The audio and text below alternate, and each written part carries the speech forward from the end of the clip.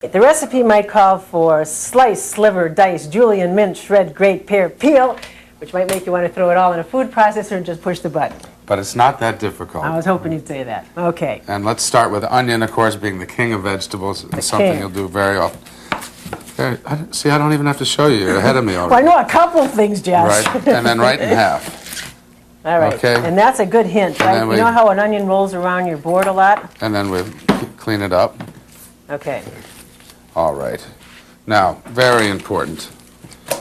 When you're working with a knife, keep your fingers curled in at all times. So when you're holding that onion, this is what you don't want to see. See the way my fingers are out? This is what you do want to see. And you keep that knife, you see that? I'm smacking my knuckles against with the knife. You keep that knife against your knuckles, and if you slip, you won't cut yourself. And then you just work your way back and let your hand guide you. Now, can I slice it this way too, to get longer slices? Can I do that?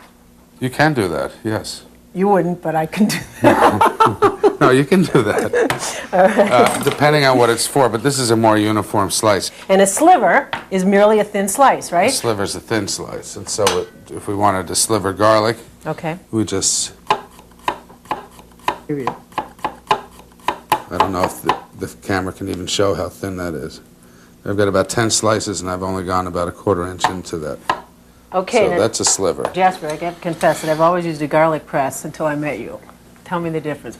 I don't think these are a good idea because I think that they extract too much of the juice out of the garlic and turn it bitter. Okay. So much for the garlic press. So you want to mince, start by slicing the garlic, and then it's just a matter of chopping real fine. Let me try one of those guys. Can I take this knife like so and do this? Or is that stupid? No, this is, if you're going to do that technique, what you do is you rock the knife. So keep it stationary. That's why the knife has that shape. See? And you rock the knife. I get it. And then, so you're not slamming your knife against the board and making the blade dull quicker than it needs to get dull. Now, when the recipe calls for vegetables that are cut julienne, how do you do that? We're doing a carrot first. Take just a little sliver off. See how? And that's going to steady the carrot so it doesn't roll. So I can put it on its flat side now and to then cut the rest of it. you can save these little scraps like this for stalks later on. Okay. And then cut it into about almost a quarter inch straight down. Okay. And then to julienne, you just take those strips. Take one at a time? Right. And rock. And rock it. And that's a julienne. So a julienne is merely a skinny piece of a vegetable. Maybe you can get your kids to eat vegetables when they look so skinny they don't think they're eating so much. That might work. And in cooking, there's really 4 dices. Brunoise, which is the smallest, small dice, medium, and large dice. Brunoise? Was that the first one? Brunoise. And to make that smallest Brunoise cut, first you do is julienne what you're cutting. Okay. And then just come right across. Okay. And see how beautiful that little...